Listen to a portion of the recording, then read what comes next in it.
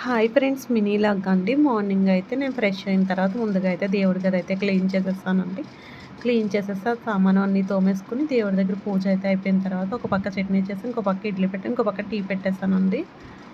అవన్నీ అయిన తర్వాత ఒక పక్క పెరుగు పాలు రైస్ పెట్టేసానండి. రెండు అయిన తర్వాత కొన్ని గిన్నెలు ఉంటే అవి తోమేసుకున్నాను. రైస్ అయితే ఉడికిపోయిందని వార్చేసానండి. పెరుగు పాలు అయితే కాగిపోతే పక్కన పెట్టేసి రొయ్యల వేపుడైతే ప్రిపేర్ చేశానండి. ఇది ఒక విడిగా షార్ట్ వీడియో పెట్టానని ఇంకా పెట్టట్లేదండి. పెరుగు అయితే తోడు పెట్టేశాను. ఆ తర్వాత ఇల్లు క్లీనింగ్ అయితే చేస్తున్నానండి. మొన్న అయితే మొత్తం చేసేసాను. ఇంకా వీడియో క్లిప్ అయితే చేయలేదండి. ఇంకా చిన్న చిన్నవి చేసేమో వీడియో క్లిప్లు అయితే తీసుకున్నానండి. మొత్తం అన్నీ తుడిచేసి ఎక్కడెక్కడ సదిరేసానండి. ఆ తర్వాత ఈవినింగ్ మధ్యాహ్నం భోజనాలు అన్నీ అయిపోయిన తర్వాత మళ్ళీ టీ పెట్టేస్తానండి 3కి. టీ పెట్టేసిన తర్వాత బయట వాకలంతా తుడిచేసానండి. తుడిచేసి పోగైతే తీసేసుకుందాము. ఆ తర్వాత లోపల తుడిచేసుకుందామండి.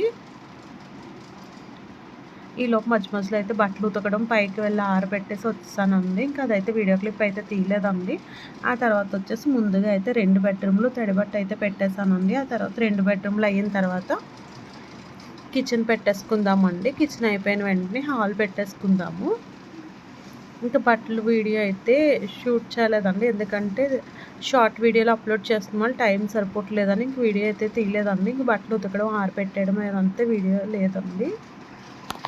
ఇంకా హౌస్ క్లీనింగ్ చేస్తూ చిన్న చిన్న వీడియో క్లిప్లు అయితే తీసుకున్నాను.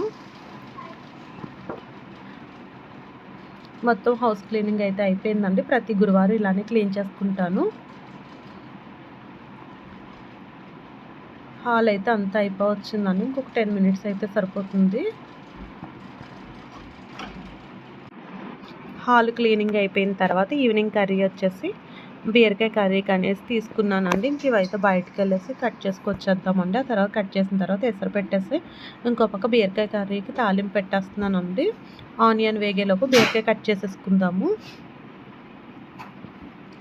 ఒక పక్క కర్రీ అయిపోతుందండి. ఈలోపు ఇవి కట్ చేయడం అయితే అయిపోయింది. ఇంకో పక్క ఎసరు మరిగిన తర్వాత రైస్ వేసేసుకుంటాము.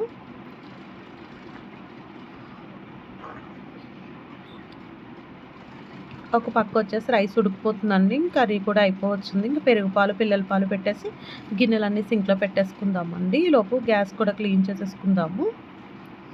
గిన్నెలు అయితే అన్నీ తోమేసుకున్న తర్వాత చిన్న వీడియో క్లిప్ అయితే తీసుకున్నానండి. లాస్ట్ వచ్చేసి గ్యాస్ క్లీనింగ్ అయితే చేస్తున్నానండి. గ్యాస్ క్లీనింగ్ అయితే అయిపోవచ్చిందండి. ఇంకా కొన్ని గిన్నెలు ఉన్నాయండి. అవి కూడా తోమేసుకుని ఆరబెట్టేసుకుందాం. ఎక్కడ గిన్నెలు అక్కడ సదిరేసుకుందామండి.